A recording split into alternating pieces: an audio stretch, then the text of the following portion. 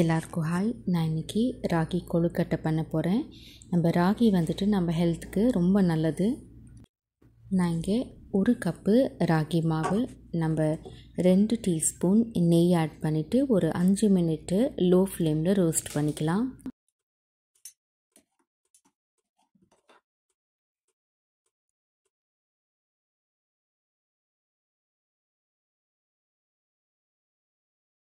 அஞ்சு மினிட் ஆகிடுச்சு. நான் ஸ்டவ் ஆஃப் பண்ணிவிட்டு நம்ம ரோஸ்ட் பண்ண ராகியை ஒரு பவுலில் ஆட் பண்ணிக்கிறேன்.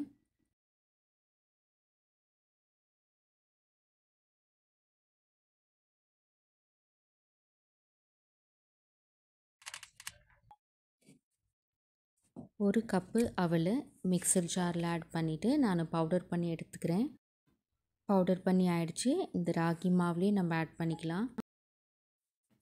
அரை டீஸ்பூன் ஏலக்காய் பவுடர், உப்பு ஒரு 1/4 டீஸ்பூனோடு கம்மியாக ஆட் பண்ணியிருக்கேன். இப்போது நல்லா கலக்கி விட்டுக்கலாம். ஒரு பேனில் 1 கப்பு வெல்லம், 1 கப்பு ராகிக்கு 1 கப்பு வெல்லம், 1/4 கப்பு தண்ணி ஆட் பண்ணிக்கிறேன். இப்போ நம்ம வெல்லம் மெல்ட் ஆனால் போதும், நம்ம ஸ்டவ் ஆஃப் பண்ணிக்கலாம்.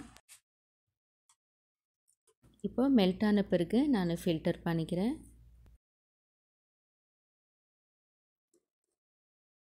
இப்போ ராகிக்குள்ளே அரை கப்பு துருவின தேங்காய் ஆட் பண்ணிக்கிறேன். நல்லா ஒரு வாட்டி மிக்ஸ் பண்ணிக்கலாம்.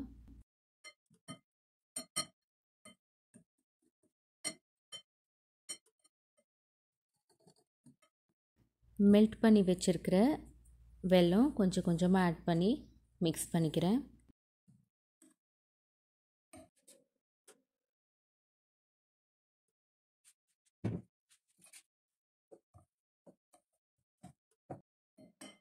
இப்போது வெல்லம் ஆட் பண்ணி மிக்ஸ் பண்ணிவிட்டு ஒரு 5 மினிட்டு அப்படியே மூடி வச்சிடலாம். 5 மினிட் ஆயிடுச்சு.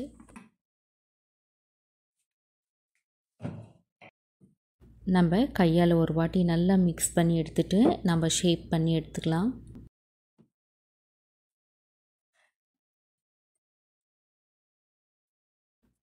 இந்த மாதிரி ஷேப் பண்ணிவிட்டு நம்ம விரலால் நம்ம அழுத்தி இந்த மாதிரி ப்ரெஸ் பண்ணிக்கலாம்.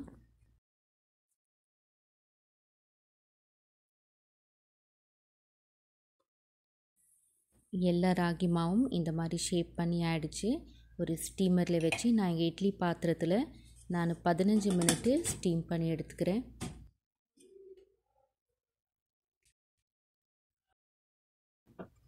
பதினஞ்சு மினிட் ஆயிடுச்சு. ஒரு பிளேட்டில் மாற்றிக்கிறேன். நம்ம ராகி பிடி கொழுக்கட்டை ரெடி ஆகிடுச்சு. ராகி நம்ம உடம்புக்கு ரொம்ப நல்லது. வெயிட் லாஸ்க்கும் ஸ்கின்னுக்கும் நம்ம முடிக்கு அதிகமாக கால்சியம், நியூட்ரியன்ஸ், க்ளூட்டன் ஃப்ரீ கூட. குழந்தைங்களுக்கும் ரொம்ப நல்லது. இந்த வீடியோ உங்களுக்கு பிடிச்சிருந்தா லைக் பண்ணுங்கள், ஷேர் பண்ணுங்கள், கமெண்ட் பண்ணுங்கள், சப்ஸ்கிரைப் பண்ணுங்கள். தேங்க்யூ.